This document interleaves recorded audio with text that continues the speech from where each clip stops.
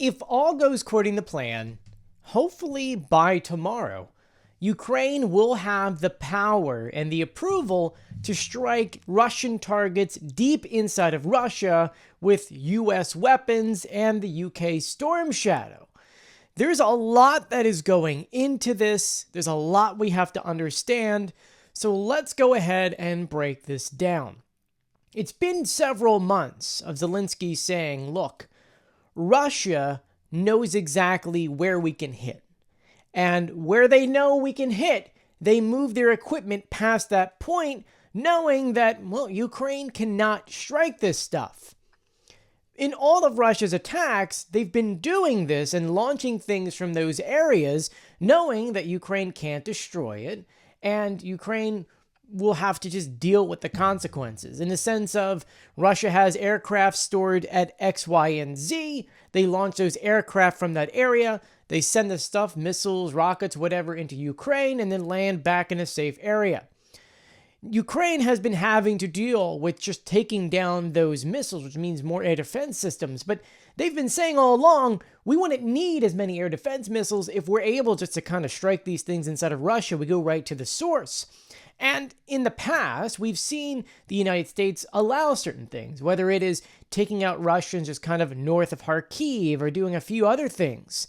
And so why are we now having to fight with the United States and the UK to give Ukraine permission to strike these Russian targets before they even get to the point? And while Zelenskiy has been asking to strike these targets deeper, it was only until this week where we had the UK and the United States kind of changing their minds a bit, and that's because of Iran. You see, they for quite some time had been sending drones to Russia to use. Heck, they even set up factories inside of Russia so that Russia can create these drones with parts provided by China. I know China keeps saying they're not involved, but yes, they are very much involved. And now Russia, knowing that they have to put more pressure on Ukraine, is now getting missiles. Now, these missiles are not that long range. They're about 75 miles, but they're still going to create a massive punch. Because think of it like this. Russia is using some of their longer range stuff on the front lines. If Russia can take those ones off that can do maybe 300 miles, if they could take those off and put these maybe shorter range ones on there, they can then use those longer range ones to strike deeper into Ukraine. And that is clearly a major problem. Now countries are finally realizing, well, we know where the shipments are coming from. If Ukraine can maybe take that out, it would save lives. Should we allow Ukraine to do that? Answer is automatically, yeah. They should be able to do that. And Zelinskys today even put out his own statement saying that when they do get permission, which will hopefully be in a day or so, they will have no restrictions on these weapons, that they can go as far deep as they want because Russia is storing these things, some of them in the middle of the country. Go all the way out to Kazakhstan and go up. There's things there, whether they're tank facilities, whether they're making warheads. Those things need to be destroyed because Russia, who's losing oil facilities and depots, are going to start losing money soon. If they don't have the money, they can't manufacture things. So you have to take out things one at a time until Russia just can't afford this war anymore, and then they don't have the equipment. And what Zelenskiy is saying today is that when it comes to restrictions on these Western long-range weapons to strike deep into Russia, there should be no restrictions on distance, because if Russia knows for a fact that they can only go 100 miles, 150 miles, well then Russia is automatically just going to move that line back further, which is not really going to help. And essentially, he's just there just to shut up people to say, see, look, we did do that. And funny enough, Zelenskiy actually said that in a conference today with the Lithuanian president, stating that if the West were to lift plans for those restrictions, but keep it within a certain range, quote unquote, then this is purely a political decision to relieve pressure coming from allies, Ukraine, and journalists on the countries that have to make this decision. And once again, he is not wrong. If you're removing restrictions, but you're only putting it to a certain point, that means that Russia will just take it to there and Russia will just keep doing what they're doing. So what does this mean? there's a lot that this really kind of gets into.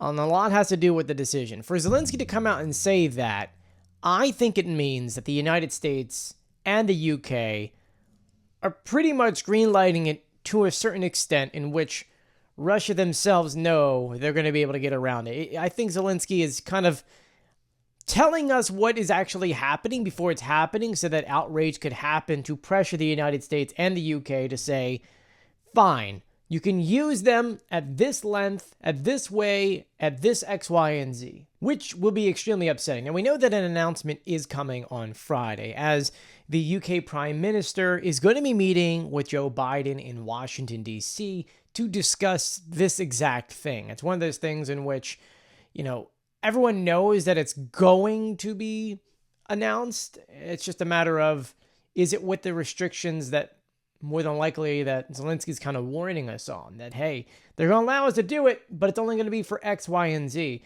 And if it's something as stupid as in hey, you can only do, 75 miles, then yeah, it's kind of pointless. It's not going to do anything. It might put a little pressure on Russia, but it's not going to be enough to scare Russia. And that's really what Ukraine wants. Actually, I think the biggest takeaway from what Zelensky is asking for is he wants to raise the pressure on Russia with the fear that no matter where Russia is storing things, no matter where they're producing things, no matter where they're taking their aircraft from, Ukraine could decide in an instant that they want to remove that from the face of the earth. And it's threats like that which could have Russia kind of change their mind on how they do things, or decide they're not going to do a certain thing. And remember, war, as much it is about, how much equipment you have and how many men, a lot of it has to deal with scare tactic. And, a great example of that is kind of what happened in Russia today. There were two civilian, small engine, one engine aircraft taking off in Russia. And as soon as they got in the sky, within about 10 minutes, the Russian military started firing at them, because the Russians are now getting scared after Ukraine has sent many drones into Moscow and other areas, that things that are flying could be explosive or could be a Ukrainian drone. And now people inside of Russia they're starting to feel that pressure. They're starting to feel the consequences of war. They're getting on edge. And it's that fear which could pressure the Russian government to do less of X, Y, and Z, because, you saw a few days ago, Ukraine had launched one of the largest drone attacks into Russia and Moscow. I think it's the largest, and the one before that was several months before that. And now the Russian civilians are like, oh my gosh, we're in a war. Up to this point, they didn't feel that. They don't feel the terror that Ukrainians are going through every single day. And so it's about time that Russians are starting to feel that. And as Russians are now starting to get on edge, the more pressure we could put on the Russians to be on edge and be scared, the more mistakes they'll make, the more they'll demand and protest and say, we don't want this. We don't need this. Why are we doing this? We don't want that land. We need the Russian people to start questioning Putin and removing his power and give him a reason to stop the things that he's doing. And if that is by just allowing Ukraine, even if it's, hey, publicly, you could strike whatever you want, but privately, you have to tell us what you're going to strike, then do that. Keep things secret. Let us, as the public, not know what's going on, because if I know what's going on, here in America, then the Russians already know more information than me. That being said, an official announcement should be coming sometime tomorrow during Keir Starmer and Biden's meeting in Washington, D.C. I believe that the Prime Minister already landed in the United States, or is landing very shortly. That being said, please make sure you do subscribe and you turn on notifications. We are going back to Ukraine. We did a video about this, and if you want to be a part of the videos and understand what's going on TikTok, we have a subscription, which we'll be putting certain videos on, and we'll be filming our visit. There's a lot that is happening, and I'll do a separate video. I'll actually probably record and put it on tomorrow. That being said, make sure you are following us, turning on notifications, and give this video a thumbs up. I'm Joey. I'll see you later. Bye.